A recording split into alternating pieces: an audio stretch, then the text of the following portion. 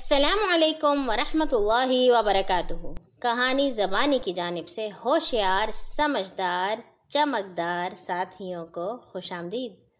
آج ہم آپ کے لیے لائے ہیں ایک سچی کہانی، ایک عقل مند دانا انسان کی سچی کہانی۔ عنوان ہے 3 سوال 1 جواب۔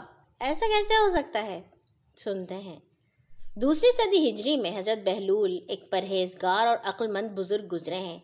وہ لوگوں کو ہمیشہ اچھی نصیحتیں کرتے رہتے تھے، جس سے ان کو بہت فائدہ ہوتا تھا، اسی لیے لوگ انہیں بہلول دانا کہا کرتے تھے۔ حضرت بہلول بہت سادہ زندگی گزارتے تھے۔ جو کچھ کھانے کو مل جاتا کھا لیتے، جو کچھ پہننے کو مل جاتا پہن لیتے، رات کو پھٹے پرانے بوریے یا زمین پر سو جاتے۔ وہ کسی بڑے سے بڑے آدمی سے بھی نہ ڈرتے تھے اور سچی بات اس کے منہ پر کہہ دیتے تھے۔ ایک دفعہ ایک شخص جو خدا کو نہیں مانتا تھا ان کے پاس آیا اور ان سے 3 سوال کیے۔ سوال یہ تھے: تم جو کہتے ہو خدا ہر جگہ موجود ہے، مجھے دکھاؤ وہ کہاں ہے۔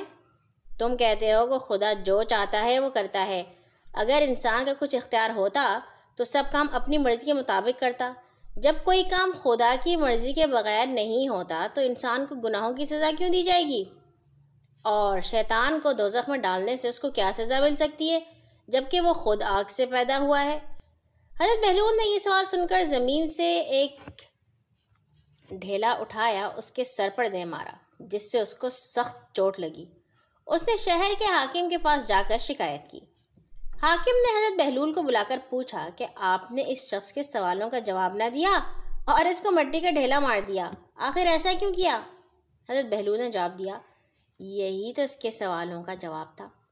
حاکم نے پوچھا، وہ کیسے؟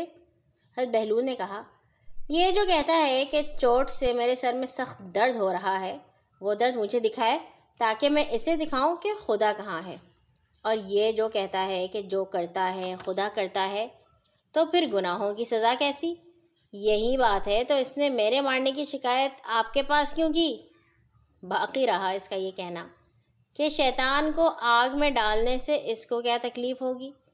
تو ہم سب مٹی سے پیدا ہوئے ہیں، پھر بھی میں نے مٹی کا ڈھیلا مارا تو اسے تکلیف کیوں ہوئی؟ حضرت بہلول کی باتیں سن کر حاکم خاموش ہو گیا۔ وہ شخص بھی بہت شرمندہ ہوا اور اس نے توبہ کر لی۔ دیکھا